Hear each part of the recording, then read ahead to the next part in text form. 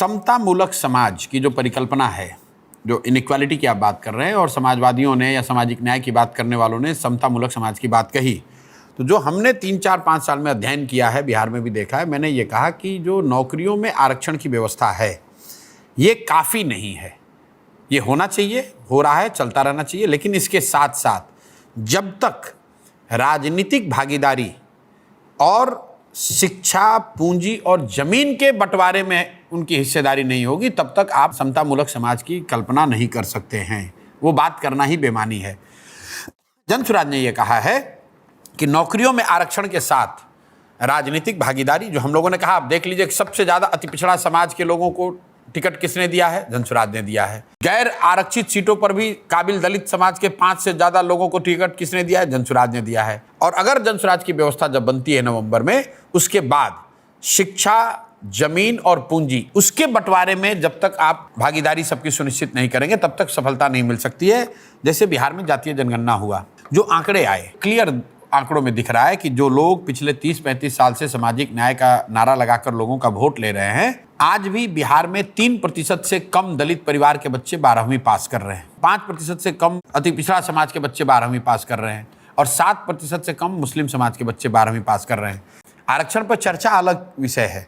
सबसे बड़ी बात है कि जब आपके बच्चे 12वीं पास ही नहीं करेंगे, तब तो आरक्षण आप चाहे 10% रखो या 100%, उसको तो उसका लाभ मिलना नहीं है। इसीलिए जनसुराज जो कह रहा है कि जब तक आप समाज को शिक्षित नहीं करेंगे, सबको शिक्षा का अधिकार नहीं होगा, तब तक सिर्फ आरक्षण से बात नहीं बनेगी। इसी तरह भूमि के बंटवारे को देखिए, पूरे देश में 38% लोग के पास जमीन नहीं है।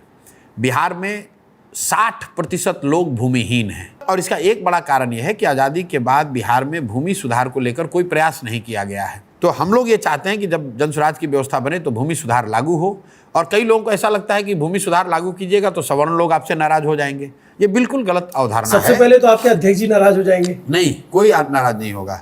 इसलिए नहीं होगा कि मैंने ये बताया कि ऐसा नहीं है कि सवर्णों के पास यहाँ जमीन सब उन्होंने कब्जा किया हुआ है। भूदान आंदोलन बिहार से शुरू हुआ जी। लाखों एकड़ जमीन भूमि धारकों ने दिया ताकि उसका सही बंटवारा हो सके।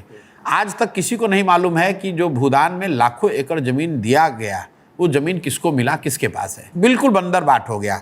1/3 जमीन बिहार में लिटिगेशन में फंसी हुई है, उसका मालिकाना हक लोगों को पता नहीं है। अगर आप भूमि सुधार लागू करेंगे तो अभी जो भूमि धारक है और जो भूमिहीन है, दोनों को फायदा होगा। 2-3 साल के अंदर बड़ी प्रक्रिया होगी, लेकिन 3 साल के अंदर लैंड की ओनरशिप क्लियर होगी, लिटिगेशन कम होगा, लैंड प्रोडक्टिविटी बढ़ेगा और लैंड में इन्वेस्टमेंट लोग कर पाएंगे। ये आपकी बात बिल्कुल सही है। ये मैं महसूस करता हूँ जब बिहार को पढ़ता हूँ, समझता हूँ, क्योंकि जो नक्सल मूवमेंट शुरू हुआ या फिर जो बीते दिनों नरसंहार हुए या जो भी हुआ, वो एक ज़मीन का सही से वितरण ना होने की वजह से। मैं ये कह रहा हूँ, जैसे हमने अभी मुसहर समाज के ऊपर एक डॉक्यूमेंट्री बनाई, आपके पास जब भी समय मिले, साल 2 साल ज़रूर देखिएगा और अपने दोस्तों और नीति नियंताल लोगों को दिखाइएगा ताकि उनके लिए बदलाव हो सके। मैं वहाँ देख रहा हूँ उनके पास एक धूर जमीन नहीं, उनके पास बोने के, सोने के लिए जमीन नहीं, बोने की बहुत दूर की बात है। आप देखिए, मैं सवाल कंप्लीट कर ले रहा हूँ। और उन तक जो योजनाएं, जैसे मान लीजिए महादलित विकास मिशन चल रहा है, उन तक योजनाएं भी नहीं पहुंच रही क्योंकि आधार कार्ड नहीं है, वो पढ़े लिखे नहीं है।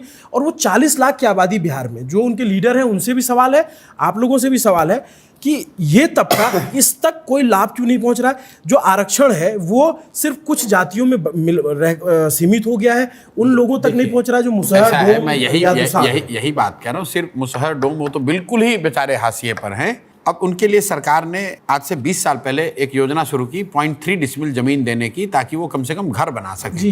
0.3 डिसमिल जमीन, सरकार ने आदेश में ये कहा कि अगर सरकारी जमीन उपलब्ध नहीं है तो सरकार वहाँ मार्केट से जमीन खरीद के इनको देगी। आज तक 1.2 लाख लोगों को ही ये जमीन दी गई है। और पिछले कुछ महीनों में जनसुराज ने एक बड़ा अभियान चलाया बिहार में, 1 करोड़ लोगों से इस बात के लिए सिग्नेचर कराया कि भाई जो दलित, महादलित, अति पिछड़े समाज के भूमिहीन लोग हैं, उनको कम से कम घर बनाने के लिए जो आपने वादा किया था 0.3 डिसमिल, जो मांझी जी मुख्यमंत्री बने तो बढ़ाकर पेपर पर 0.5 डिसमिल कर दिया, उनको ज़मीन दीजिए। तो जो बात आप कह रहे हैं वो बिल्कुल सही है। ये अगर आप सिर्फ जातियों को इस तरह की योजना का लोभ दिखाकर उनसे वोट लेते रहेंगे, ज़मीन पर कुछ नहीं हुआ है।